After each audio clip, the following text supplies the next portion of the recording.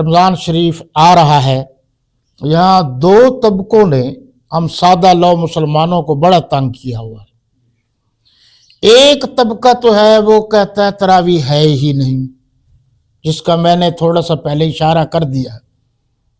اور وہ یہ کہتے ہیں کہ جی حضرت عمر رضی اللہ تعالی عنہ نے یہ شروع کی ہے، تو جب تراویح نہیں ہے تو ہمیں حافظ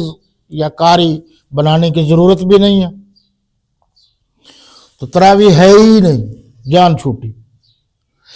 آپ ذرا غور سے سنیں، حضرت علی المرتضیٰ رضی اللہ تعالیٰ عنہ، حضرت حسن رضی اللہ تعالیٰ عنہ، حضرت حسین رضی اللہ تعالیٰ عنہ،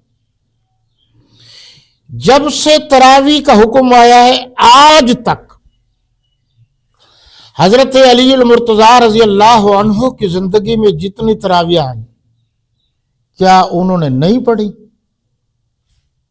سوال تو یہ، کیا انہوں نے نہیں پڑھی؟ کوئی تراویح، ایک تراویح یعنی رمضان شریف کے 29-30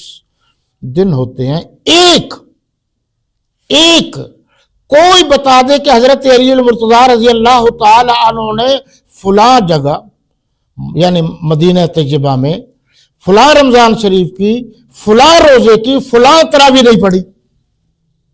انہوں نے تو ایک تراویح بھی نہیں چھوڑی، تہجد علیحدہ، باقی نمازیں علیحدہ۔